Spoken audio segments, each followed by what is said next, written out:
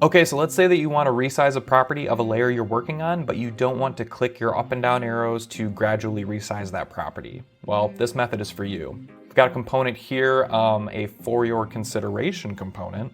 And what I'm gonna do is I'm gonna select this rectangle here, and first thing we're gonna do is we're gonna take this corner radius property, for example. So what I'm gonna do is I'm going to click this input, and now I can click the up arrow on my keyboard to increase the corner radius.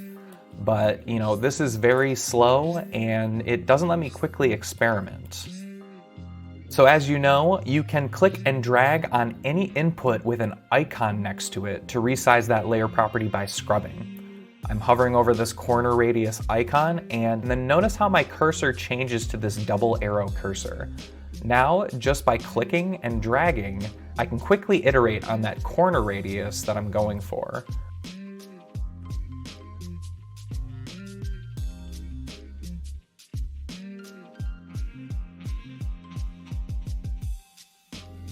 And I think I like something like that. That's looking pretty good right there. But what if the input you're working with doesn't have this icon? Well, I've got a method for that as well. All right, check out the fill opacity input right here, currently set to 100%. But when I hover around it, there's no icon for me to use to engage that scrubbing method.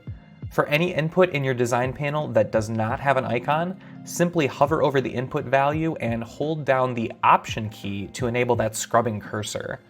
Now that I'm holding down Option and I'm clicking and dragging to scrub this value from 100% to 0%, you can see that I've still got this option available to me no matter what the input.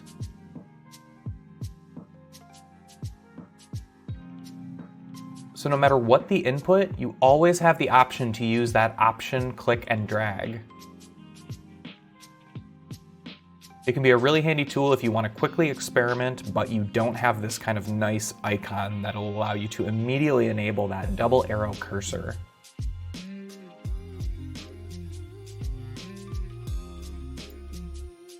So remember, if there's an icon, you can click and drag on it to scrub the value.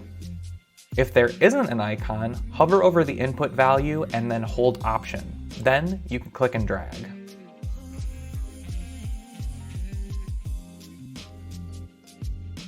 All right, thanks so much for watching. I try to get you the information you need as fast as possible, but now comes the time, we all know the drill, where I ask that if you like this video, please take a moment to click that like button, hit the bell, and subscribe to this channel. It's absolutely free to do, and it helps the channel way more than you might think. Thank you for watching, and I'll see you next time.